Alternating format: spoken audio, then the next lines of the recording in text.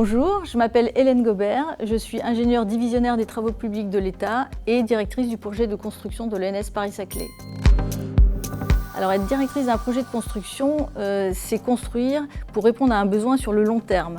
En l'occurrence, pour l'ENS Paris-Saclay, c'est permettre à des utilisateurs de travailler dans des conditions d'efficacité et de confort qui soient les meilleures possibles.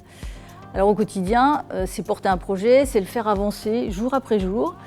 C'est concilier des problématiques qui sont parfois contradictoires, des problématiques techniques, administratives, juridiques, calendaires, financières bien sûr, parfois humaines. Et c'est aussi coordonner les nombreux acteurs du projet. Alors c'est d'abord la notion de service public, le fait de travailler au service de l'intérêt général. C'est une façon aussi de participer à la société, à son évolution. Et puis c'est voir en avant et bâtir l'avenir. Alors ce que j'aime particulièrement, c'est le fait de piloter un projet en prenant en compte tous ses aspects, toutes ses composantes, toutes ses spécificités.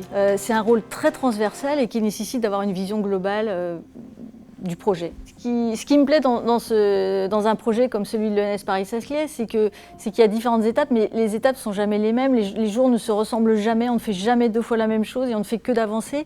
Et c'est plein de suspense parce que chaque jour il arrive des incidents, des joies, des problèmes, mais c'est jamais pareil et tous les jours on se remet en question et on ne sait jamais si on va y arriver, mais on finit toujours par y arriver.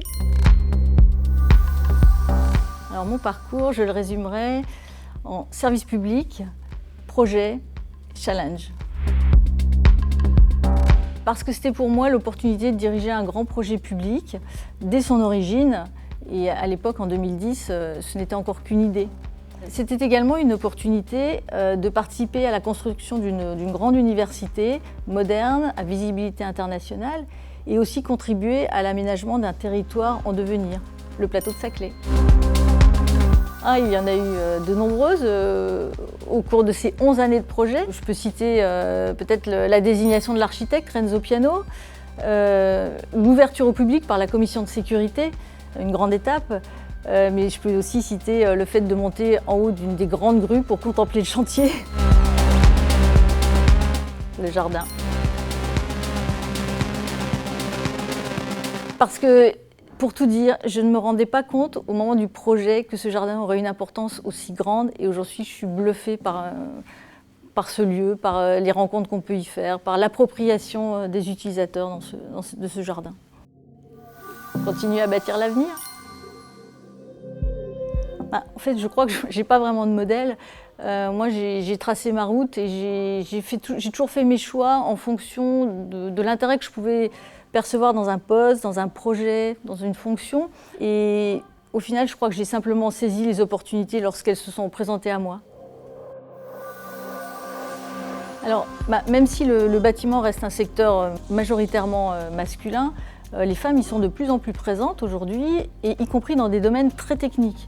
Je peux citer des femmes dans des bureaux d'études très techniques, comme les bureaux d'études structure, façade, les réseaux, la synthèse, le BIM aussi. Être une femme dans un milieu essentiellement masculin, c'est d'abord être plus visible, mais c'est aussi peut-être se poser davantage de questions, en l'occurrence sur le projet. Et cela pousse sans doute à aborder les problèmes de façon plus globale et aussi apporter des réponses qui vont au-delà de la question initiale. Je pense que dans le domaine du bâtiment, il y a plein d'opportunités pour les femmes, il faut juste avoir envie de les saisir. Osez, foncez dans le domaine qui vous attire et surtout sans complexe.